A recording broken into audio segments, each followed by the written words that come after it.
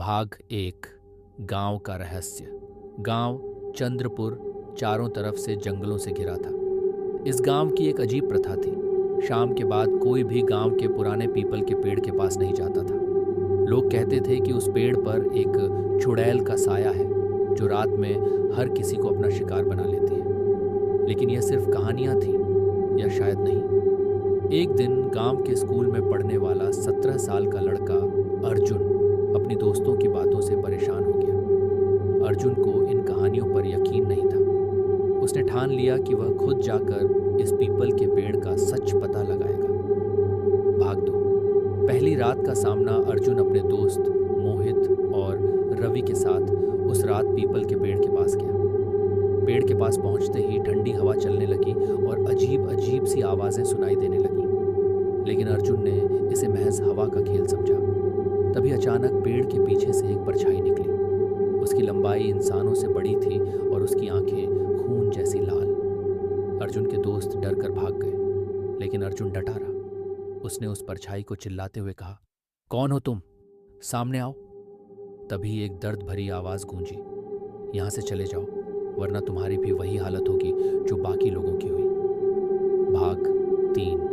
गांव की बुजुर्ग दादी का सच।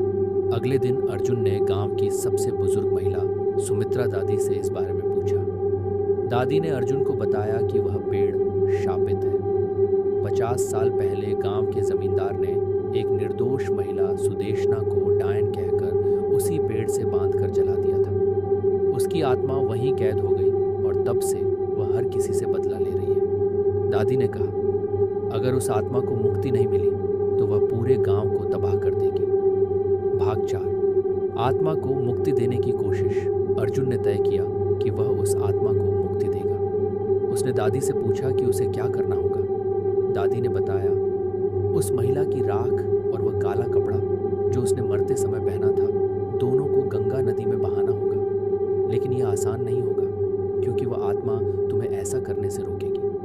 अर्जुन अपने दोस्तों के साथ उस रात पेड़ के पास गया। वहां उसने देखा कि राख और कपड़ा अब भी पेड़ के नीचे दबे हुए हैं। लेकिन जैसे ही उसने उन्हें निकालने की कोशिश की, पेड़ से एक जोरदार चीख निकली। हवा में अजीब से चेहरे दिखाई देने लगे और अर्जुन को ऐसा लगा कि किसी ने उसकी गर्दन पकड़ ली हो। भाग 5। अंतिम मुक्ति और अच्छा अंत। अर्जुन ने हिम्मत नहीं हारी। उसने अपने दोस्तों की मदद से राख और कपड़े को निकाला। जैसे ही वह गंगा नदी की तरफ भागा, वह आत्मा हर कदम पर उसका पीछा कर रही थी। नदी के किनारे पहुंचते ही आत्मा ने अर्जुन को रोकने की कोशिश की, लेकिन अर्जुन ने मंत्र पढ़ते हुए राख और कपड़े को पानी में बहा दिया। जैसे ही ये हुआ, आसमान में अजीब सा सन्नाटा छा गया। आत्मा की चीखें अचानक शांत हो गईं। अर्जुन ने देखा कि एक हल्की रोशनी आसमान में गायब हो गई। दूसरे दिन गांव में सब कुछ सामान्य था। गांव के लोग अर्जुन को एक हीरो की तरह देखने लगे। वह पीपल का पेड़ अब शापित नहीं था। अंत अर्जुन ने साबित कर दिया कि हिम्मत और नेक इरादे से किसी भी अंधविश्वास को तोड़ा जा सकता है। गांव वालों ने पेड़ के पास एक मंदिर बनवा दिया और अब वह गांव खुशहाल जीवन जीने लगा।